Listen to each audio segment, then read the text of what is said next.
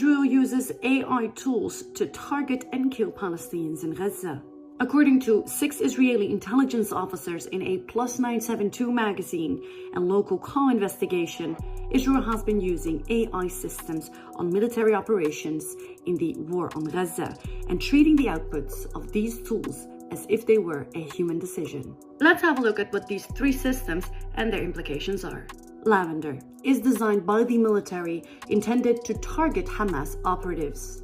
The system scans information of the population of Gaza and creates a target bank through an AI ranking system between 1 and 100 of the likelihood if an individual is a member of Hamas or the Islamic Jihad military wings. Lavender labeled up to 37,000 Palestinians as militants for potential bombing.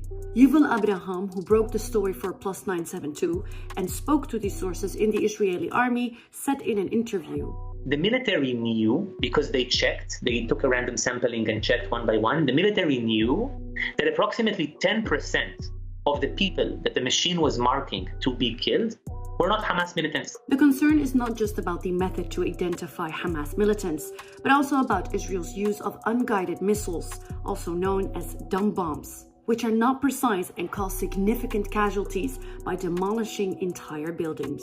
Up to 45% of air-to-ground munitions Israel has used in Gaza are the so-called dumb bombs. That is according to the latest US intelligence assessment. Why use dumb bombs?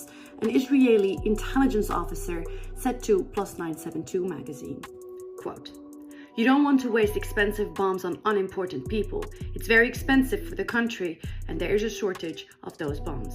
To me, that was very striking because, you're dropping a bomb on a house and killing entire families, yet the target that you are aiming to assassinate by doing so is not considered important enough to, quote, waste an expensive bomb on.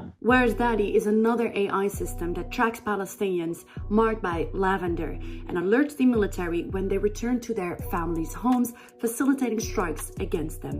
And the Gospel, which targets buildings and facilities where the Palestinian civilians operate from.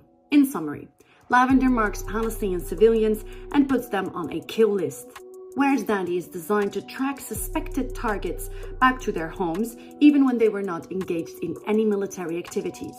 And the Gospel marks buildings and structures that the Israeli army claims these targets operate from.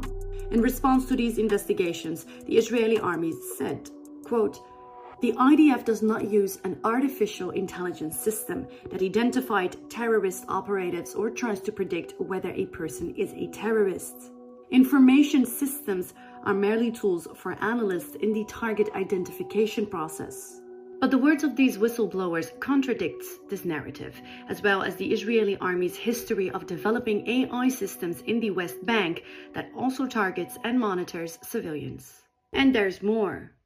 While Israel is backed politically in this war by Washington, its army needs Silicon Valley technologically.